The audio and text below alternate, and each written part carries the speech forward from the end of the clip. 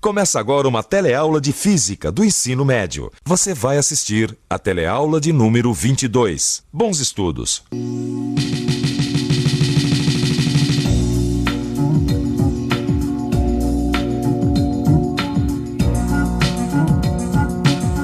A gente já aprendeu sobre os movimentos com a mecânica. Agora, você vai conhecer os principais conceitos da termodinâmica.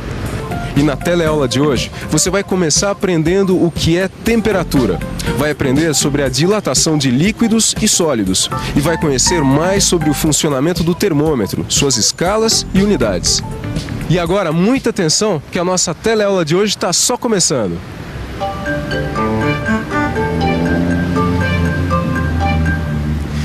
Como será que está a temperatura do dia hoje?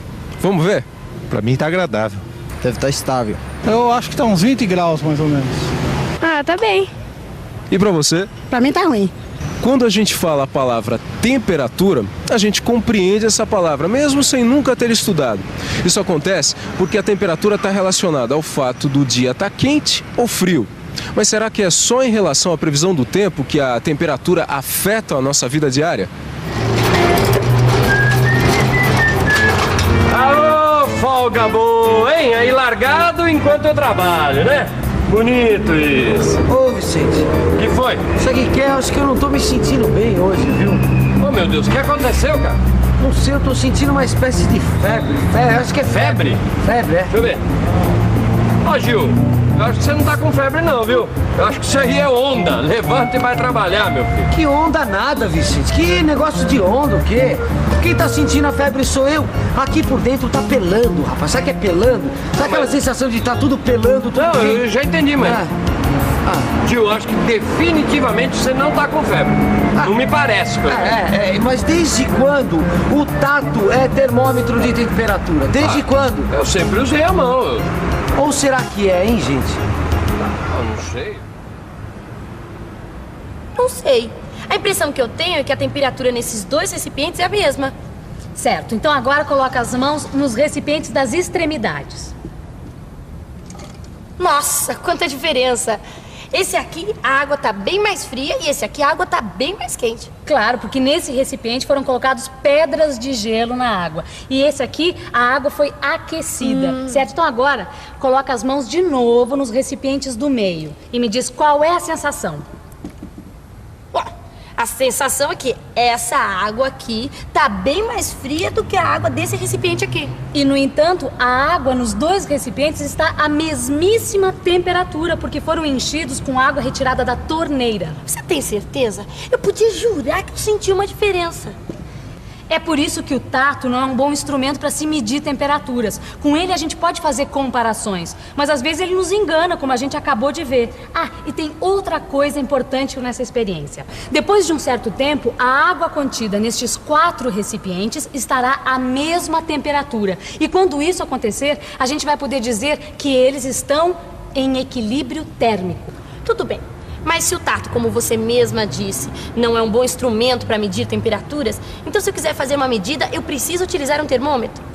Claro, se você quiser medir a temperatura ambiente, você pode usar esses termômetros de parede. Agora, se você quiser medir a temperatura do corpo humano para saber se está ou não com febre, você tem que usar um termômetro clínico. Mas nesses dois casos, o importante é que o termômetro esteja em contato com um objeto cuja temperatura se quer medir. E é preciso esperar alguns minutos para que seja atingido o equilíbrio térmico. Agora eu entendi por que a gente precisa ficar alguns minutinhos com o termômetro debaixo do braço. Os termômetros mais comuns são formados por um tubo de vidro oco, onde é impressa uma escala, chamada de escala termométrica. No seu interior existe um outro tubo, muito fino, chamado tubo capilar. No tubo capilar existe um líquido que, no caso do termômetro clínico, é o mercúrio, e no caso do termômetro de parede, é o álcool colorido. A temperatura é obtida medindo-se a altura da coluna de líquido. Isto é feito com a ajuda da escala termométrica. O funcionamento do termômetro se baseia num fenômeno observado nas experiências. Em geral, os objetos aumentam de tamanho quando são aquecidos. Esse aumento de tamanho recebe o nome de dilatação. Você saberia me responder por que os objetos aumentam de tamanho quando são aquecidos? Olha, Rosinha, para responder essa pergunta, a primeira coisa que a gente tem que pensar é como os materiais são formados. Mas são formados de átomos. Sim, e os átomos são pequenas partículas em constante movimento. E a gente já sabe que existe uma energia associada ao movimento, que é a energia cinética. E o que acontece quando a gente aquece alguma coisa, como no caso da água? Ao ser aquecida, ela recebe energia que é transferida aos seus átomos. Ganhando energia, os átomos passam a se mover mais e mais depressa. O que você pode deduzir daí? Bom, que a temperatura de um objeto está relacionada ao movimento de seus átomos. Sim, aí nós temos um fato importante, que é a temperatura de um objeto é uma grandeza que está relacionada com o movimento de seus átomos.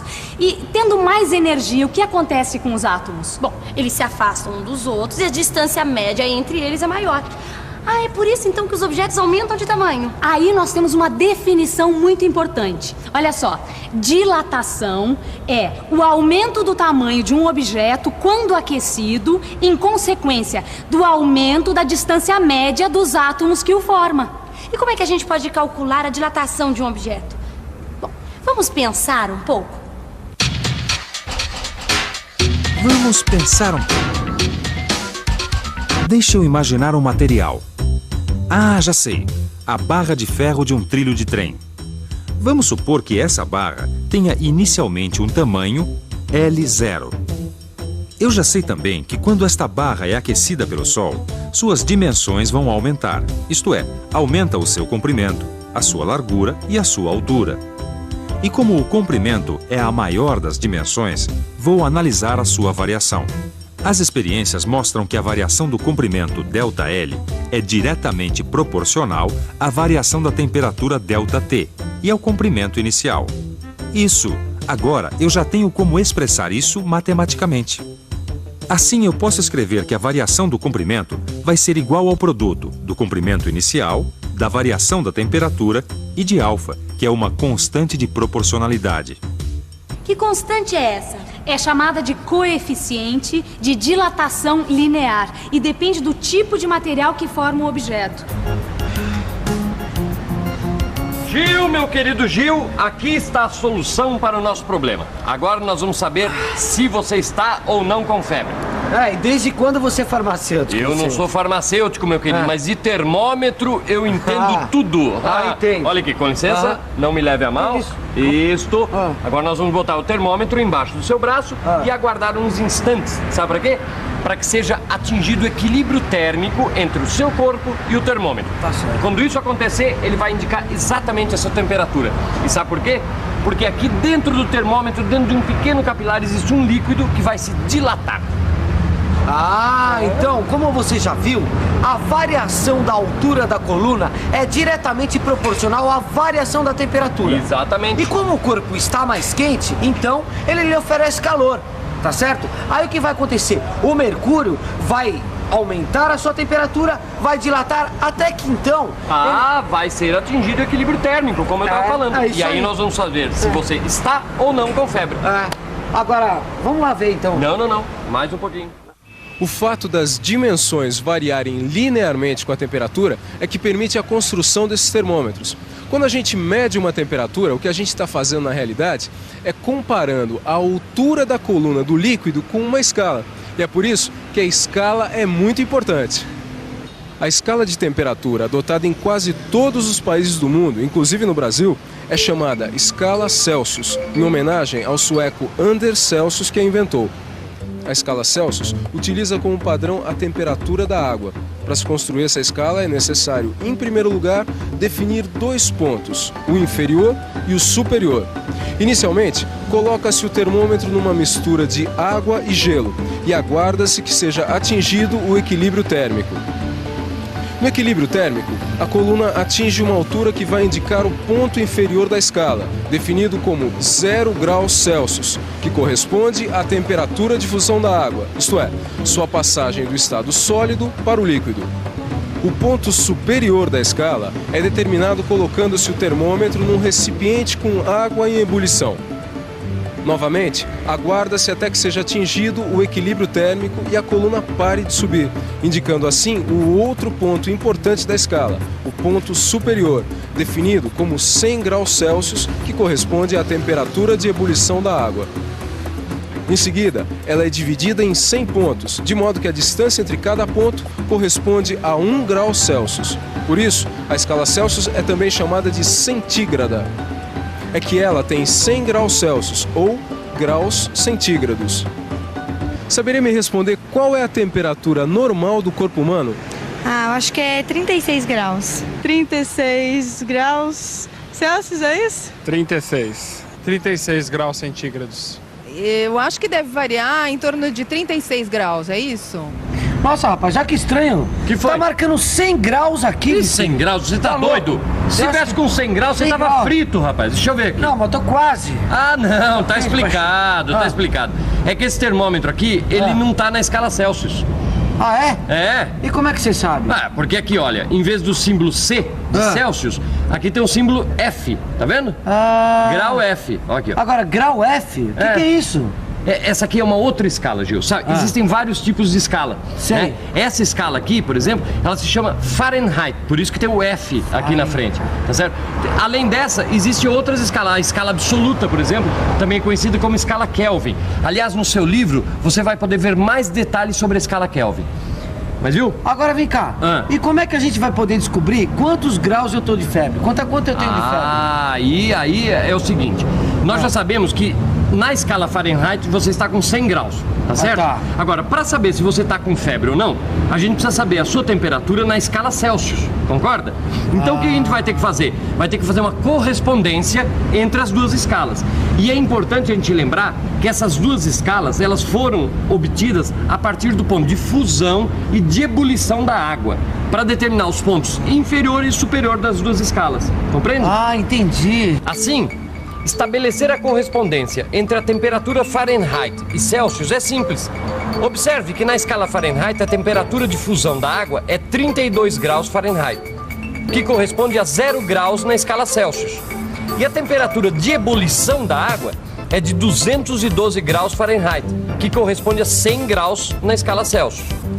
Vamos chamar de TF a temperatura do Gil, medida na escala Fahrenheit. Qual será a temperatura Celsius ou TC correspondente? Repare que os segmentos A e A' são proporcionais. O mesmo acontece com B e B'. Assim, nós podemos escrever A está para a linha, assim como B está para B'. Agora, basta substituir os valores de A, A', B e B' para encontrar a expressão que relaciona as temperaturas medidas nessas escalas. Observe que A é igual a TC menos 0, A' é igual a TF menos 32, B é igual a 100 menos 0 e B' é igual a 212 menos 32. Bom, Gil, agora que a gente já sabe a sua temperatura na escala Fahrenheit, é só substituir esse valor na expressão que a gente aprendeu, tá certo? Segura aqui que agora eu vou usar a calculadora. Substituindo aqui, nós vamos chegar à conclusão que você está com 37,8 graus Celsius. Tá aí. Gil, você realmente está com febre. Eu falei, rapaz, que eu tava com febre, tá tudo pelando aqui dentro. Agora tá dando para acreditar. Mas, gente, depois de tanto cálculo, o que tá fervendo é a minha cabeça. O que vocês acham de uma boa revisão para refrescar as ideias? Olha, isso é uma boa. Até lá, hein, gente? Até a próxima. E atenção, se liga aí que é hora da revisão. Na teleaula de hoje, você aprendeu que o nosso tato não é um bom instrumento para se medir temperaturas e que a temperatura de um objeto está associada ao movimento dos seus átomos. Quanto maior for a velocidade dos átomos, maior será a temperatura. Viu também que a dilatação é o aumento das dimensões de um objeto, resultado do aumento de sua temperatura. E que a dilatação de um objeto é diretamente proporcional à variação de sua temperatura. Conheceu como são determinadas as escalas dos termômetros e viu que a escala mais utilizada é a Celsius. Aprendeu também a estabelecer a correspondência entre as escalas Celsius e Fahrenheit.